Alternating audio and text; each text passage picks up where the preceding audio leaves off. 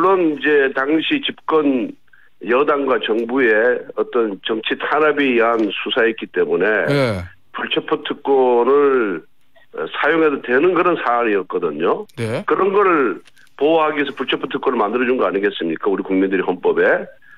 그렇지만은 그거 하는 것보다 제가 워낙 떳떳하고 당당했기 때문에 아무런 문제가 없다라고 제가 판단을 했기 때문에 오히려 가서 받는 것이 저희 억울함을 호소하는 바른 길이다 이런 생각을 했습니다. 그러면 이번에도 민주당 이재명 대표 같은 경우에는 민주당 일각에서 불체포 특권 포기하고 영장실질심사 받아서 영장 기각되면 검찰이 확 꺾이는 거 아니냐 그렇게 하세요라고 요청을 하고 조언을 하는 의원들이 계시다고 하는데 그럼에도 불구하고 이재명 대표가 예전에 권성동 의원과 같은 길을 가지 못하는 이유는 어디 있다고 보시나요? 그러니까 본인의 혐의에 대해서 자신이 없는 거죠. 그 혐의를 부인하기 힘들기 때문에 그런 것이 아니냐. 또 영장 실질심사를 했을 때 이 구속 가능성이 높다고 본인 스스로 판단하는 것이 아니냐 저는 그렇게 생각을 하고요. 만약에 구속이 되면 자신의 정치 생명이 끝난다고 판단했기 때문에 그렇습니다. 김태현의 정치쇼. 김태현의 정치쇼 2부 뉴스 속 깊숙한 이야기를 들어보는 인터뷰 시간이 돌아왔습니다. 오늘 민주당 이재명 대표에 대한 체포동의안이 국회 본회의에서 보고되는 그런 일이 있을 건데 오늘은 권성동 국민의힘 의원 모시고 관련 이야기 나눠보도록 하겠습니다. 전화로 만나뵙겠습니다. 의원님 안녕하세요. 예, 안녕하세요. 권성동입니다. 예, 의원님. 저 얼마 전에 의원님 관련된 얘기를 제가 신문에서 읽었는데 예전에 의원님께서 그 강원랜드 채용 청탁 이 문제로 좀 수사받고 하실 때 당시에 검찰에서 야당 의원 시절일 때잖아요. 검찰에서 의원님에 대한 구속영장을 청구하고 이 상황에서 의원님께서 임시에 소집해서 예를 들어 체포동의안을 국회에 동의받는 절차 이걸 포기하시고 그냥 영장실질심사를 받으셨다.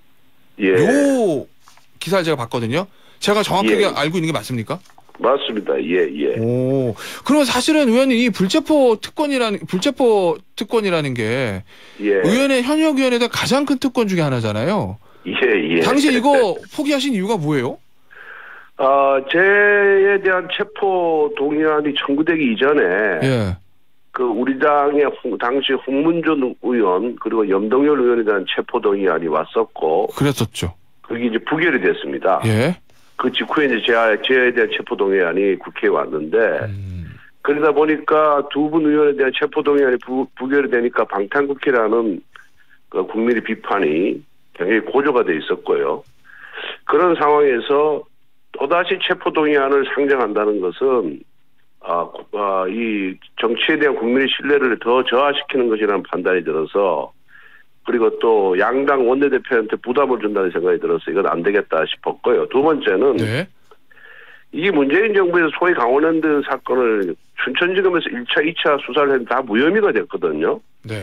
그런데 지금 그 이재명 대표를 따라다니는 그 양분남 검사장이 지휘하는 특별수사단에서 새로운 증거도 확보하지 못한 상태에서 또 이렇게 이제 정치 수사를 하고 정치 재판을 하려고 해서 제가 사실 인정이나 검찰이 그런 법리 주장에 문제가 많고 또 자신이 있었기 때문에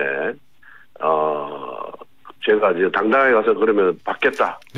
실질 심사를 받겠다고 해서 양당 원내대표에게 임시국회를 열지 말아달라는 그런 요청을 하게 된 거죠. 근데 의원님 그때 실제로 영장실질심사 받으시고 영장 기각되고 이 사건 자체도 대법원에서 최종 무죄 확정 판결을 받으신 거잖아요. 억울함을 푸신 건데 최종 무죄 확정됐으니까. 말씀하시죠. 이 영장실질심사 받고 구치소에서 대기하고 계실 때 야, 내가 현역 의원인데 그냥 불체포 특권 쓰고 임시에 열어가지고 하지 내가 왜 고난에 자처해서 여기서 이 고생하고 있나 이런 생각 안 해보셨어요? 굉장히 좀 떨리실 건데 기다리는 과정이. 저는 그게 물론 이제 당시 집권 여당과 정부의 어떤 정치 탄압에 의한 수사였기 때문에 불체포 특권을 사용해도 되는 그런 사안이었거든요. 그런 거를 보호하기 위해서 불체포 특권을 만들어준 거 아니겠습니까? 우리 국민들이 헌법에.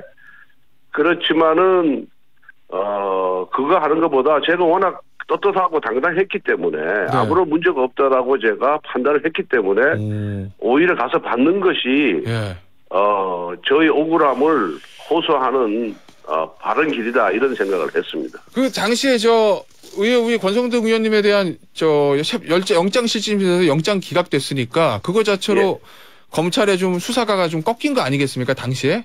그러면 이번에도 민주당 이재명 대표 같은 경우에는 민주당 일각에서 불체포특권 포기하고 영장 실질심사 받아서 영장 기각되면 검찰이 확 꺾이는 거 아니냐?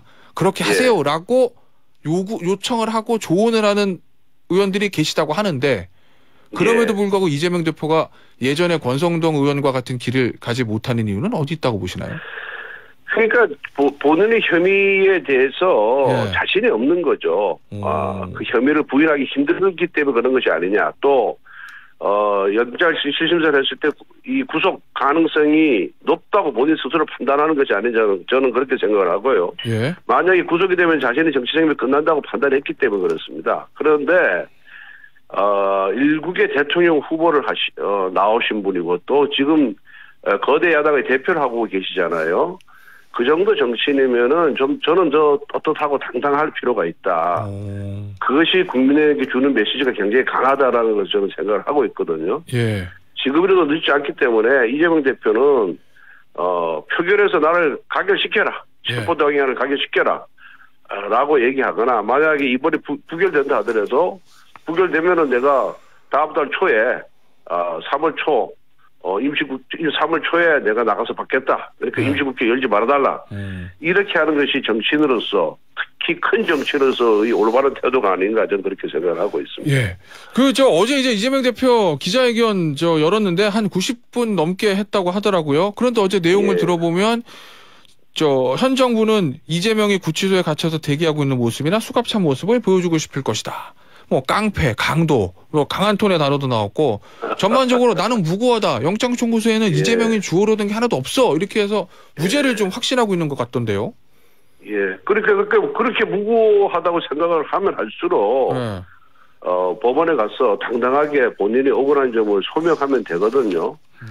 우리가 상권 분립 체제로 해서 입법, 사법, 행정이 나눠져 있기 때문에 이거는 뭐 우리가 채택한 시스템입니다. 제도입니다.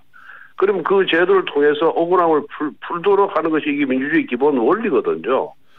굳이 언론을 통해서 아무런 어떤 얘기를 하든 간에 지금은 국민들이 안 믿습니다. 저도 그 당시에 굉장히 억울했지만은 언론을 통해서 많은 얘기를 안 했어요. 왜? 우리 국민들이 생각할 때는 정치인과 검찰 중에 검찰을 더 신뢰하거든요. 그러다 보니까 제가 아무리 어떤 얘기를 한다 하더라도 국민들이 수용을 안 해줍니다. 결국 법원이 이거 무죄다. 이거 무고하다. 이렇게 판단을 했을 때 국민들이 검찰이 잘못했구나. 검찰이 무리한 수사를 했구나. 무리한 기소를 했구나. 이렇게 인식을 해주거든요. 그래서 지금은 100마디 말보다는 그런 단호한 그런 결단력이 있는 행동이 필요한 시점이 아닌가. 이재명 대표에게는. 저는 그렇게 생각을 하고 있습니다. 비명기 일각에서 나왔다는 얘기들요. 이재명 대표에게 이번에는 체포동의안 부결을 우리가 밀어줄 테니 그 이후에 사퇴하시는 게 어떻겠습니까? 이런 목소리가 나왔다고 하는데 이 사퇴설에 대해서는 이재명 대표가 딱 선을 긋더라고요. 그거는 왜 그랬다고 보십니까? 그러니까 결국은 본인의 그 혐의 사실을 본인이 지금 보기에는 인정한다는 얘기죠. 내심으로는. 겉으로 표현할 때는 억울하다고 하지만은 내심으로는 이건 문제가 있구나. 왜냐하면 본인이 법률가거든요. 법률가면은 자신이 그런 행동에 대한 법률적 평가가 어떠하다는 것을 누구보다도 잘 알고 있습니다. 그리고 또 이재명 대표가 굉장히 그 유능한 변호사였고 또 사법시험 성적도 굉장히 좋은 그런 분이었거든요. 그래서 결국은 자신이 없기 때문에 여러 가지 변명을 하고 말씀이 많으신 것이 아닌가. 저는 그렇게 이제 추측을 하고 있습니다. 그리고 또 민주당 의원들은 결국 차기 내년 총선에서 승리를 생각하지 않을 수가 없거든요. 특히 수도권 의원들은 더더구나 그렇기 때문에 수도권 의원들 중에 대다수는 빨리 손절하고 싶은 것이 솔직한 심정이다 이렇게 보고 있습니다. 의원님 SNS 쓰신 거 보니까 양식 있는 일부 민주당 의원들께서는 체포동의안 통과의 불가피성을 제게 말씀해주고 계신다라고 SNS 쓰셨던데 실제로 야당 의원들이 권성동 의원에게 이런 얘기를 해서 이거 가결시켜야 되는데 걱정이에요. 이런 얘기를 하시는 분들이 계세요? 그렇죠. 왜냐하면은 이 범죄 사실 자체가 간단한 사실이 아니지 않습니까? 어마어마한 사실이고 그리고 앞으로 이제 추가적으로 계속해서 수사해서 밝혀질 부분도 굉장히 많잖아요. 백형동 아파트 사건도 그렇고요. 그다음에 또 대북 송금 사건도 그렇고 또 쌍방울 김성태 회장과 관련된 부분도 그렇고 이런 부분이 지금 이번 구속영장 범죄 사실은 기재가 되어 있지 않거든요. 그러니까 민주당의 양식 있는 의원들은 또 특히 이제 반면기 의원들은 이 이재명 리스크에 대해서 굉장히 두려워하고 이러다가 당이 망하는 것이 아닌가 하는 그런 공포에 사로잡혀 있습니다. 그러다 보니까 사석에서 저희들을 만나면은 빨리 처리해달라. 빨리 처리해달라? 예, 빨리 처리해달라. 그리고 이재명 대표가 자진해서 출석했으면 좋겠다. 그래서 우리 당에 더 이상 리스크를 안 줬으면 위험을 안 줬으면 좋겠다. 이런 의사 표시를 하죠. 알겠습니다. 자, 민주당 이재명 대표에 대한 얘기는 여기서 마무리하고요, 의원님. 국민의힘 얘기 좀 잠시만 나눠볼게요. 의원님께서 전당대회 불출마합니다라고 선언하신 이후에 그동안 사실은 전당대회 어떤 합동 토론회라든지 이런 데 전혀 모습을 드러내지 않으셨거든요. 그런데 50일 만에 합동연설에 참석하셨어요. 이건 저희가 어떤 의미로 해석해야 될까요? 아니 특별한 의미가 있는 건 아니고 그동안은 제 지역구가 아닌 다른 시도에서 개최됐기 때문에 제가 참석 대상이 아니었고요. 어제는 이제 제 지역구 강원도 강릉 아닙니까? 강원도에서 그렇죠. 치러지는 제일 큰 당의 행사이기 때문에 당원으로서 당연히 참석하는 거죠. 그렇구나. 강원도에서 해서 참석하신 거군요. 의원님이 1월에 사퇴하시면서 불출마 선언하시면서 다른 후보 지지할 생각이 없다. 이렇게 말씀하셨잖아요. 사실 정당대 지금 막판이고 혼전이고 후보들 간의 경쟁이 과열되고 있기 때문에 김기현 후보나 안철수 후보나 천안 후보나 황교안 후보 모두 제가 봤을 때는 의원님의 지지를 원할 것 같은데 후보들은 누구든지 유권자 지지를 원하는 건 당연한 거고요. 제가 이제 전당대 당대표를 꿈꾸다가 포기한 사람으로서 제가 어느 후보를 공개적으로 지지하는 거는 그것이 오히려 좋지 않다 저는 이렇게 생각하고요.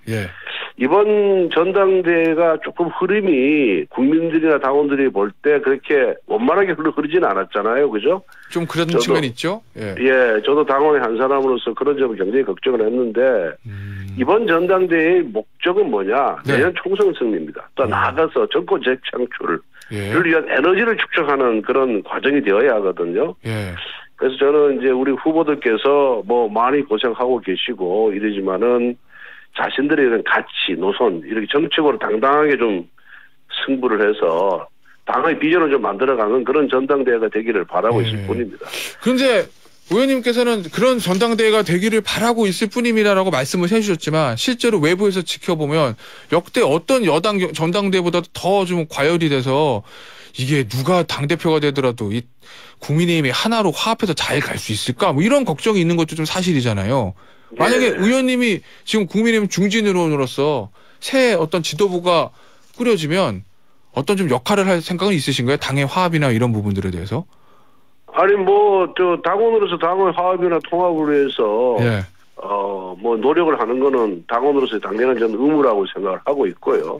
특별히 역할이 주어지든 안 주어지든 간에 중진으로서 그런 역할을 해야 된다 이렇게 저는 보고 있습니다. 보고 있는데 지금은 원래 선거란 게 다 시끄럽고 서로 비판하고 대립되고 이런 거 아니겠습니까? 선거는 쉽게 하죠.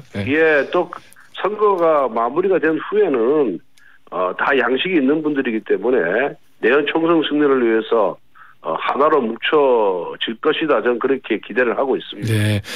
의원님이 불출마 선언하실 때 그 불출마의 명분이 제가 보니까 대통령 최측근이 지도부에 입성하면 불필요한 오해를 낳을 수 있다는 우려가 있다. 요 부분이거든요. 대통령에 부담을 주고 싶지 않다. 이런 부분인데 그렇다고 보면은 앞으로 이제 누가 당대표가 되든지 지도부를 꾸리고 내년에 또 선거 때 공관위를 꾸리고 할 거 아니겠습니까?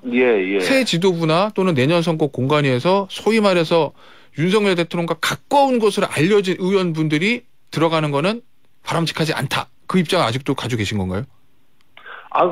그런 건 아니죠. 이제 지도부의 당 대표, 지금 이제 집권 1년차 아니겠어요? 1년도 되지 않았지 않습니까? 그러니까 이런 상태에서 너무 대통령의 최측근이, 또 당 대표가 됐을 경우에 또 이런저런 말이 나올 수가 있고 또 불필요한 오해를 살 수 있기 때문에, 제가 나서는 것은 적절치 않다는 그런 우려가 주변에 많이 있었고, 그래서 그런 우려를 수용해서 제가 이제 불출마 선언을 한 것이고요. 차기 총선에는 또 대통령의 국정 철학을 잘 이해할 수 있는 사람들도 여의도에 많이 입성을 해야죠. 그거를 뭐 꼭 측근이라서 안 되고 이런 게 아니라 그 사람의 능력과 자질, 그다음에 평판을 보고 결정을 해야 되지. 대통령과 가깝다고 해서 불이익을 준다면 그게 역차별이죠. 그래서 대통령과 가깝든 가깝지 않든 간에 그 사람의 능력과 평판과 자질을 보고 공정한 공천을 해야 된다는 것이 저는 절대적인 기준이다. 저는 그렇게 보고 있습니다. 알겠습니다, 의원님. 오늘 시간이 낮아서 오늘 여기서 전화 인터뷰 마무리해야 될 것 같은데요. 다음에 전당대회 끝나고 나면 의원님 저희가 스튜디오를 한번 좀 모시겠습니다. 꼭 좀 출연해 주세요. 감사합니다. 감사합니다. 지금까지 국민의힘의 권성돈 의원이었습니다.